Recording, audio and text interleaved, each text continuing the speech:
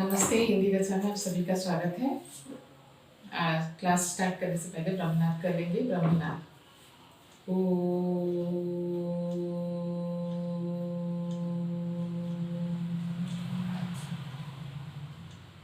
शांति शांति शांति। स्वस्थ। हम लोग पाठ पढ़ रहे थे उत्साह।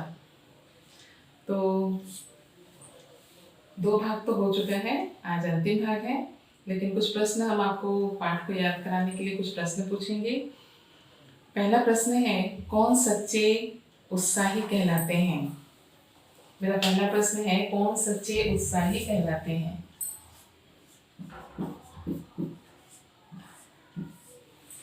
कौन सच्चे उत्साही कहलाते हैं? कर्म सौंदर्य के उपासक सच्चे उत्साही कहलाते हैं। कैसी उमंग का नाम उत्साह है? साहसपूर्ण आनंद की उमंग का नाम उत्साह है। युद्ध वीरता की क्या विशेषता है? युद्ध वीरता जो है वो सबसे प्राचीन है और इसमें पीड़ा, आघात, क्या प्राण तक के जाने की परवाह नहीं रहती। कैसी वीरता सबसे प्राचीन और प्रधान है? युद्ध वीरता सबसे प्राचीन और प्रधान है। उसमें आघात, पीड़ा तथा मृत्यु तक की परवाह नहीं रहती। कठिन से कठिन प्रहार सहकर भी जगह से ना हटने को क्या कहा जाएगा? कठिन से कठिन प्रहार सहकर भी अपने जगह से ना हटने को धीरता कहा जाएगा। उत्साह के दर्शन किससे हुआ करते हैं? उत्साह के दर्शन आनंद पूर्ण प्रयत्न या उसकी उत्कंठा में दिखाई दर्शन होते हैं। उत्साह के भेद के अनुसार किसके भेद के अनुसार उत्साह के भेद हो जाते हैं? कष्ट या हानि के भेद के अनुसार उत्साह के भेद हो जाते हैं। किसे उत्साह नामक आनंद का नित्य लक्षण कहा जाता है? प्रयत्न और कर्म संकल्प को उत्साह नामक आनंद के नित्य लक्षण कहा जाता है। किसे युद्धवीर का आलंबन कहा गया है? युद्धवीर में विजेतव्यों को युद्धवीर का आलंबन कहा गया है। उत्साह में किसका मेल रहता है? उत्साह में साहस और आनंद का मेल रहता है। क्या उत्साह उत्पन्न कराती है? कर्म भावना उत्साह उत्पन्न कराती है, वस्तु या व्यक्ति की भावना नहीं। तो आज हम पढ़ेंगे उसके आगे पेज नंबर 82 अर्थात 82। यहाँ तक हो चुका है हमारा फल भावना प्रधान उत्साह से। तो फल भावना प्रधान उत्साह तो लोभ का ही एक प्रच्छन्न रूप है। उसके आगे हम पढ़ेंगे। उत्साह वास्तव में कर्म और फल की मिलीजुली अनुभूति है।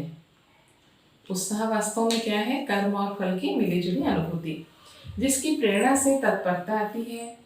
यदि फल दूर ही पर दिखाई पड़े, उसकी भावना के साथ ही उसका लेस मात्र भी कर्म या प्रयत्न के साथ लगाव ना मालूम हो, तो हमारे हाथ पांव कभी ना उठे और उस फल के साथ हमारा संयोग ही ना हो। यहाँ पर लेखक कहते हैं कि उत्साह जो है वास्तव में कर्म और फल की मिलीजुली अनुभूति है, जिसके कारण हमारे कर्म में तत्परता आती है। यदि फल दूर पर दिखाई पड़े, अगर दूर से ही हमको फल दिखाई दे देता है, तो उसकी भावना के साथ ही हमारे जो थोड़ा सा भी कर्म या प्रयत्न का लगाव मालूम होता है, मतलब फल अगर दिखने लगता है, तो उसके साथ ही हमारे अंदर में क्या होती है? उस फल को पाने की इच्छा जागृत होने लगती है। अगर ऐसा ना हो तो हमारे हाथ पांव कभी भी ना उठेंगे। अगर फल को पाने की इच्छा अगर हमें नहीं होगी, तो हमारे हाथ पांव कभी भी नहीं उठेंगे और उस फल के साथ हमारा संयोग नहीं हो सकेगा। इससे कर्म श्रृंखला की पहली कड़ी पकड़ते ही फल के आनंद की भी कुछ अनुभूति होने लगती है। इसलिए जब हम काम करने लगते हैं, तो फल प्राप्ति के आनंद की भी हमें अनुभूति होने लगती है। यदि हमें यह निश्चय हो जाए कि अमुक स्थान पर जाने से, एक अच्छा उदाहरण दिए हैं लेखक यहाँ पर, देखो, यदि हमें यह निश्चय हो जाए कि अमुक स्थान पर जाने से हमें किसी प्रिय व्यक्ति का दर्शन होगा, तो उस निश्चय के प्रभाव से हमारी यात्रा भी अत्यंत प्रिय हो जाएगी। अगर हमें पता चल जाए कि अगर उस जगह पर जाने पे हमारा कोई सबसे प्रिय मित्र या जो भी हमारा प्रिय है वो मिलेगा हमें, तो हमारे अंदर में क्या होगी? उत्साह उत्पन्न होगा और हम उसके लिए तत्पर, प्रफुल्लता से हम उस काम को करने के लिए तत्पर हो जाएंगे, अर्थात उस जगह पर जाने के लिए तैयार हो जाएंगे। यही प्रफुल्लता कठिन से कठिन कर्मों के साधन में भी देखी जाती है और यही प्रसन्नता जो है हमारे अंदर, प्रफुल्लता कठिन से कठिन कार्यों में भी देखी जाती है। वे कर्म भी प्रिय हो जाते हैं और वो काम भी प्रिय लगने लगते हैं, क्योंकि हमको मालूम है कि उस जगह पर जाने पर हमें कुछ प्रिय प्यारा सा चीज हमें मिलने वाला है और अच्छे लगने लगते हैं। जब तक फल तक पहुंचने वाला कर्म पथ अच्छा ना लगेगा, तब तक केवल फल का अच्छा लगना कुछ नहीं है। जब तक कि हमको फल की प्राप्ति का मार्ग अगर अच्छा नहीं लगेगा, तब तक कि फल को पाना अच्छा नहीं है। फल की इच्छा मात्र हृदय में रखकर जो प्रयत्न किया जाएगा, वह अभाव में और आनंद शून्य होने के कारण निर्जीव सा लगेगा। अगर हमें कुछ पता नहीं होगा कि वहां जाने से कौन मिलेगा, अगर तो हमारा जो काम है वो शून्य हो जाएगा और हमारे अंदर में वो प्रफुल्लता उत्पन्न नहीं होगी। कर्म रुचि प्रयत्न, कर्म रुचि शून्य प्रयत्न में कभी कभी इतनी उतावली और आकुलता होती है। कर्म रुचि शून्य अर्थात उस काम में रुचि नहीं हो तो भी कभी कभी उतावली और आकुलता भी होती है कि मनुष्य साधना के उत्तरोत्तर काम का निर्वाह ना कर सकने के कारण बीच में ही चूक जाता है। अर्थात कभी कभी काम में जो है हमारे उस काम में मन नहीं लगता है, तो हम क्या हो जाते हैं, निश्चित मतलब परिणाम तक पहुंचने से पहले हम क्या हो जाते हैं, हार मान जाते हैं या हमसे कुछ ना कुछ गलती भी हो जाती है। मान लीजिए, देखो यहाँ पे अच्छा उदाहरण दिया है, इस उदाहरण से इस लाइन को समझ पाओगे। मान लीजिए कि एक ऊंचे पर्वत के शिखर पर विचरते हुए किसी व्यक्ति को नीचे बहुत दूर तक कई सीढ़ियां दिखाई दी। मान लो कि एक व्यक्ति पहाड़ के ऊपर घूम रहा है और उसको उस पहाड़ से एक सीढ़ी दिखाई दी जो पूरे नीचे तक जाती है, और यह मालूम हुआ और उसको यह पता चला कि नीचे उतरने पर सोने का ढेर मिलेगा। वो पहाड़ के ऊपर घूम रहा है और उसको पहाड़ से नीचे एक सीढ़ी दिखाई दी और वो ये भी देख रहा है कि उस सीढ़ी से उतरने के बाद उसे सोने का एक ढेर मिलेगा। यदि उसमें इतनी सी सजीवता है, अगर उसमें थोड़ी सी भी चाह है कि उक्त सूचना के साथ वह उस स्वर्ण राशि के साथ एक प्रकार के मानसिक संयोग का अनुभव करने लगा तथा उसका चित्त प्रफुल्ल और अंग सचेष्ट हो गए। जैसे ही उसको लगा कि वहां पहुंचने पर मुझे सोने का ढेर मिलेगा, तो जो उसका शरीर जो थका हारा हुआ था उसमें क्या आ गई, जान आ गई। उसका सारा शरीर सचेष्ट हो गया, काम करने के प्रति जागरूक हो गया।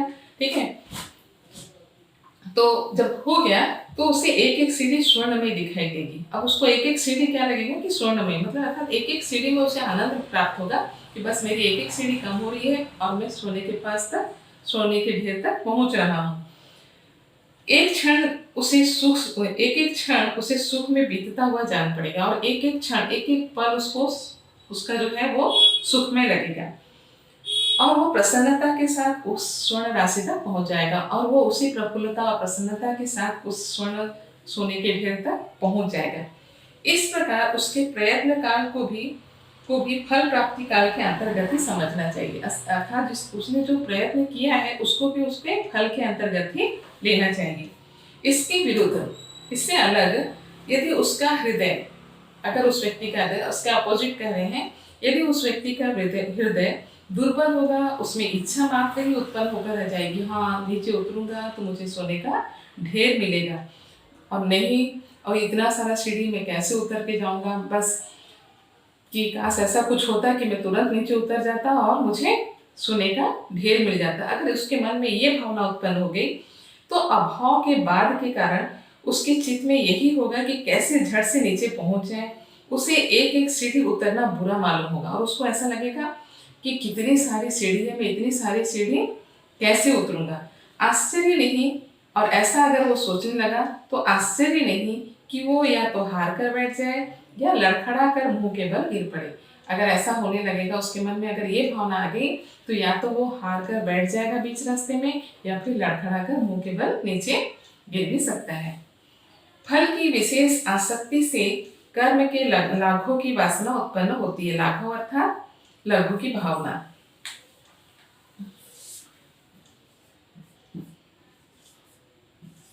लाघव, लघु की भावना। ठीक है, फल की विशेष आसक्ति से, आसक्ति का अर्थ है लगाव से, और लाघव का अर्थ है लघु की भावना, वासना उत्पन्न होती है। चित्त में यही आता है कि कर्म बहुत कम या बहुत सरल करना पड़े। मन में ये आने लगता है कि काम जो है बहुत कम हो, नहीं तो बहुत सरल काम हो करना पड़े और फल बहुत सा मिल जाए। कई व्यक्ति हैं जो ऐसा सोचते हैं कि काम कम करना पड़े और फल ज्यादा मिल जाए। इसलिए श्री कृष्ण ने कर्म मार्ग से फलासक्ति की प्रबलता हटाने का बहुत ही स्पष्ट उपदेश दिया। इसलिए श्री कृष्ण ने कर्म के मार्ग में फल की जो इच्छा है उसको हटाने के लिए उन्होंने बहुत अच्छा उपदेश दिया। और उनके समझाने पर भी भारतवासी इस वासना से ग्रस्त होकर कर्म से तो उदासीन हो बैठे और फल के इतने पीछे पड़े कि गर्मी में ब्राह्मण को एक पेठा देकर पुत्र की आशा करने लगे। अर्थात भारतवासी जो हैं वो कर्म के मार्ग से हट गए और वो चाहते हैं कि बस कुछ थोड़ा सा दान दक्षिणा कर दें और हमें फल की प्राप्ति हो जाए। इसलिए उन्होंने एक उदाहरण दिया है कि वो क्या सोच रहे हैं कि गर्मी के दिनों में पेठा एक प्रकार का मिठाई होता है, तो उसको देकर और हमें पुत्र की प्राप्ति हो जाए। अर्थात पुत्र की प्राप्ति का मतलब यहाँ पर है कि काम थोड़ा करें और धन ज्यादा मिल जाए। 4 आने का रोज अनुष्ठान करा के व्यापार में लाभ, शत्रु पर विजय, रोग से मुक्ति। 4 आने का रोज वो भोग लगा देंगे और सोचेंगे कि व्यापार में हमें लाभ मिल जाए, शत्रु पर विजय प्राप्त हो जाए और रोग से मुक्ति मिल जाए, धन धान्य की वृद्धि तथा और भी जाने क्या क्या वो चाहने लगे। आसक्ति अर्थात लगाव। आसक्ति प्रस्तुत या उपस्थित वस्तु में ही ठीक कही जा सकती है। आसक्ति का अर्थ देखो लगाव।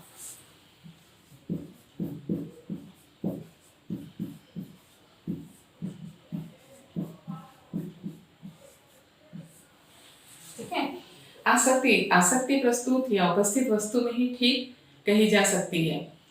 कर्म सामने उपस्थित रहता है, इससे आसक्ति उसी में चाहिए। कर्म अगर सामने है तो लगाव उसी में ही होना चाहिए। फल दूर रहता है, इससे उसकी और कर्म का लक्ष्य काफी है। जिस आनंद से कर्म की उत्तेजना होती है और जो आनंद कर्म करते समय तक बराबर चलता है, उसी काम का नाम उत्साह है। अर्थात जो आनंद जो है वो फल की प्राप्ति तक के कर्म करते समय भी अगर हमारे मन में वही आनंद हो तो उसी का नाम क्या है? उत्साह है। कर्म के मार्ग पर आनंद पूर्वक चलता हुआ उत्साही मनुष्य यदि अंतिम फल तक ना भी पहुंचे तो भी उसकी दशा कर्म न करने वाले की अपेक्षा अधिकतर अवस्थाओं में अच्छी रहती है। यहाँ पर भी लेखक ने क्या कहा है कि कर्म के मार्ग में काम करता हुआ मनुष्य, काम के मार्ग में आनंद पूर्वक काम जो है वो आनंद पूर्वक करता हुआ मनुष्य, कर्म के मार्ग पर आनंद पूर्वक चलता हुआ उत्साही मनुष्य, अर्थात वो कर्म के पथ पर आनंद से जो चलता हुआ मनुष्य है, यदि अंतिम समय तक फल तक यदि वो पहुंचे भी ना तो भी उसके मन में क्या रहता है? कर्म न करने वालों की अपेक्षा उसके अंदर में आनंद, उसकी अवस्था अच्छी रहती है। किसकी अपेक्षा? कर्म न करने वालों की अपेक्षा। क्योंकि एक तो कर्म काल में उसका तो जो जीवन बीता, क्योंकि उसका जो जीवन है कर्म काल में बीत गया, वो संतोष या आनंद में बीता। वो उतना समय जो था उसका कर्म करते हुए संतोष और आनंद में बीता।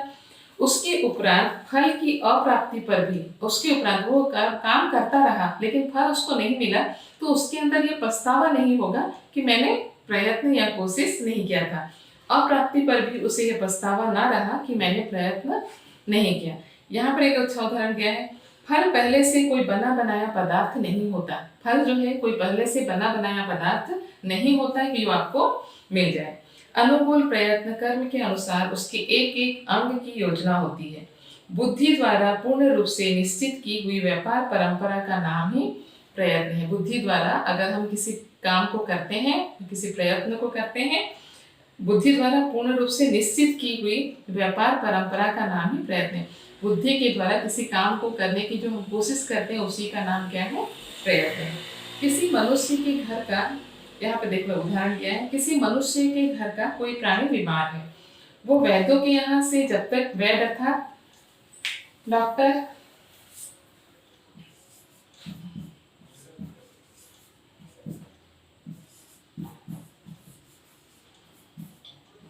चिकित्सक, ठीक है, वैद्यों के यहाँ से जब तक औषधि ला लाकर रोगी को देता जाता है और इधर उधर दौड़ धूप करता जाता है, तब तक उसके चित्त में जो संतोष रहता है, प्रत्येक नए उपचार के साथ जो आनंद का उन्मेष, उन्मेष का अर्थ है उन्मेष का अर्थ है मंद या फिर हल्का प्रकाश।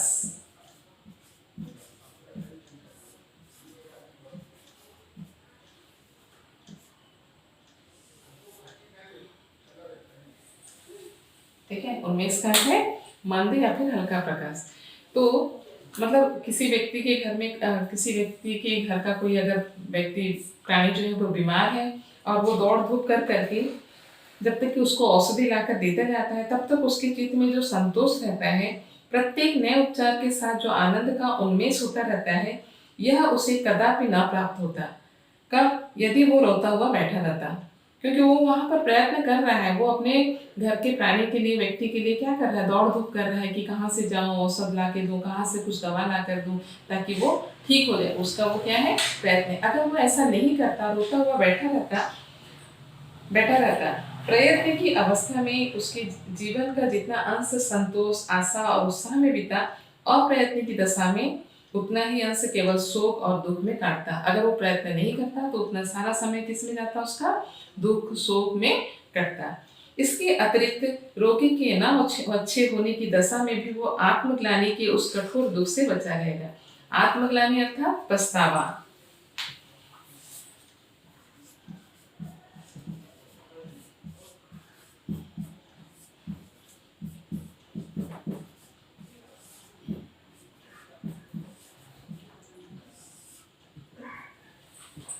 आत्मग्लानि अर्थात पछतावा। आत्मग्लानि के उस कठोर दुख से बचा रहेगा जो उसे जीवन भर यह सोच सोच कर होता है कि मैंने पूरा प्रयत्न नहीं किया। अगर वो कोशिश नहीं करता और उसके घर का वो व्यक्ति अगर मतलब मृत्यु लोक को प्राप्त हो जाता, तो उसे क्या लगता कि मैंने प्रयत्न नहीं किया, अगर मैं कुछ दौड़ धूप करता तो शायद मैं उसकी जान बचा सकता था। लेकिन जब वो प्रयत्न किया है, दौड़ धूप कर कहीं किसी वैद्य के पास गया, किसी डॉक्टर के पास गया, किसी हकीम के पास गया, कुछ दवा ला कर दिया और उसके उपरांत भी अगर वो ठीक नहीं हुआ, तो उसे वो दुख नहीं होगा। उसको लगेगा कि मैंने बहुत कुछ प्रयत्न किया।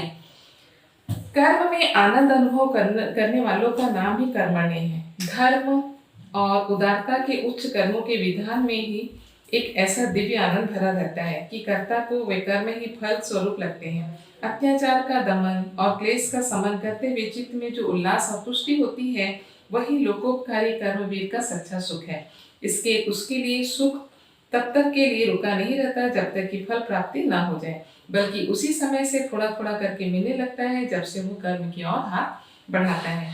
यहाँ पे देखो कठिन शब्द क्या आया है, कर्मण्य अर्थात कर्म कुशल या कर्मठ भी बोल सकते हैं।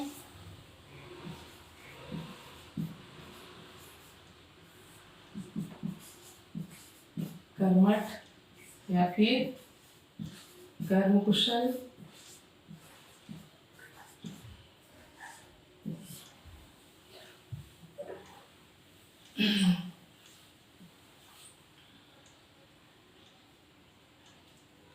दमन अर्थात कठोरता पूर्वक किसी चीज, किसी भी मतलब बात को दबाना, कठोरता पूर्वक।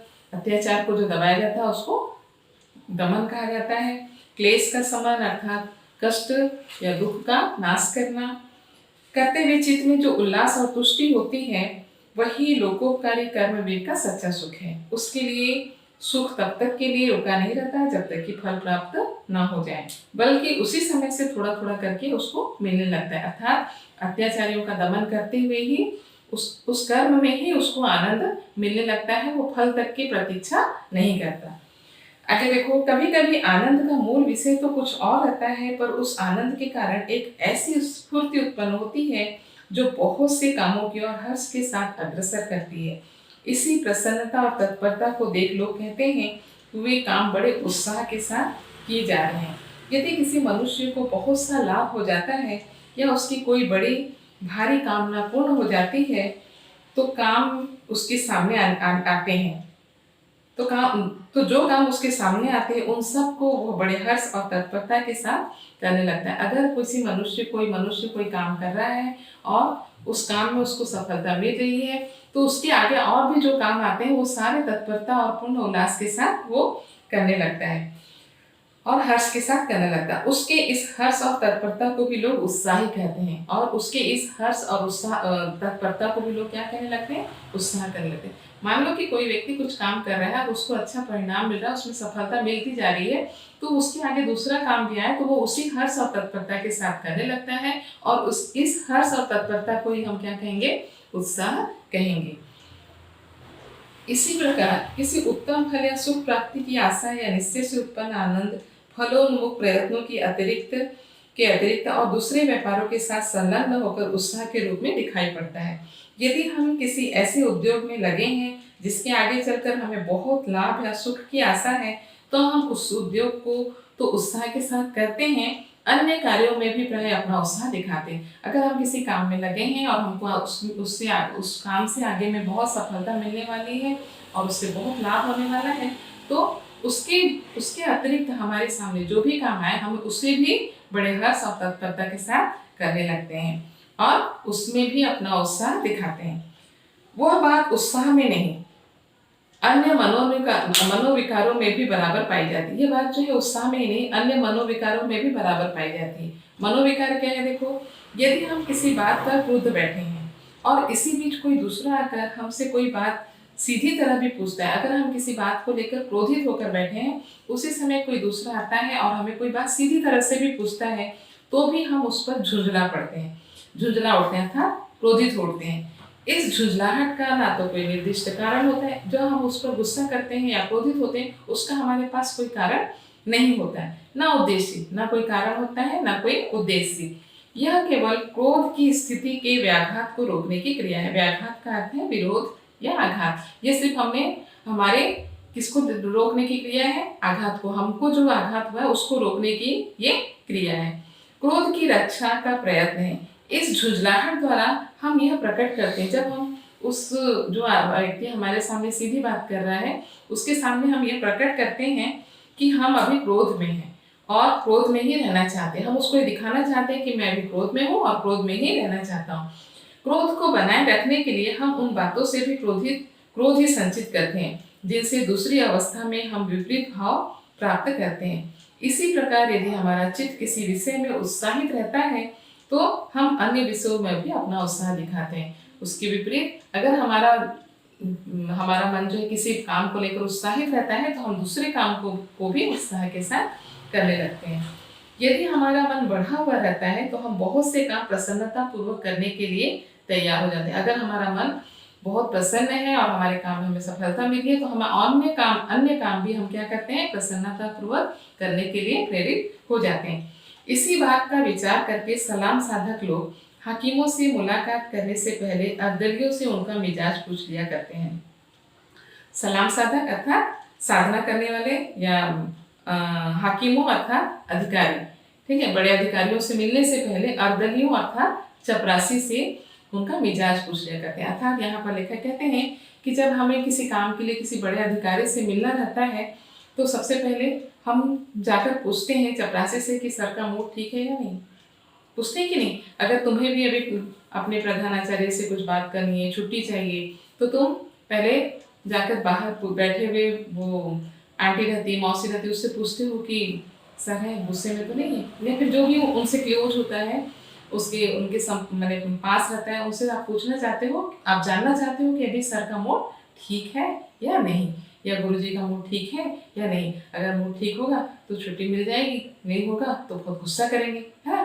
तो वही इसी बात का उदाहरण देकर कहते हैं कि जो सलाम साधक लोग हैं वो हाकिमों से अर्थात बड़े अधिकारियों से मिलने से पहले वो अर्दलियों से अर्थात चपरासियों से उनका मिजाज पूछ लिया करता था, उनका उनके व्यवहार के बारे में, उनके मूड के बारे में पूछ लेते हैं कि उनका मूड अभी ठीक है या नहीं। तो ये हुआ हमारा उत्साह चक्र खत्म हो गया और तुम्हारे यूनिट 3 में आएगा उत्साह और नरगो ना निराश करो मन को, ठीक है। और जो भी आएगा हम सिलेबस भेजेंगे आपको। कुछ प्रश्न पूछ लेते हैं। आसक्ति का अर्थ क्या है? आसक्ति का अर्थ है लगाव और लाघव का अर्थ है लघु की भावना। देखो दिया है कठिन शब्द कर्मण्य, कर्मठ, आत्मग्लानि, पछतावा, उन्मेष, मंद या हल्का प्रकाश, वैध, चिकित्सक, आसक्ति, लगाव, राघव, लघु की भावना। और अगर भी कठिन शब्द हैं तो आप पूछ सकते हो, लेकिन आपके पाठ के पीछे में भी बहुत सारे कठिन शब्द दिए हुए हैं शब्दार्थ में, देख लीजिए। और अगर उसके बाद भी कुछ डाउट हो तो मुझे फ़ोन करके पूछना। फिर भी कुछ प्रश्नों के उत्तर मुझे दे दो, नहीं तो मैं तुमसे पूछ ले रही हूँ।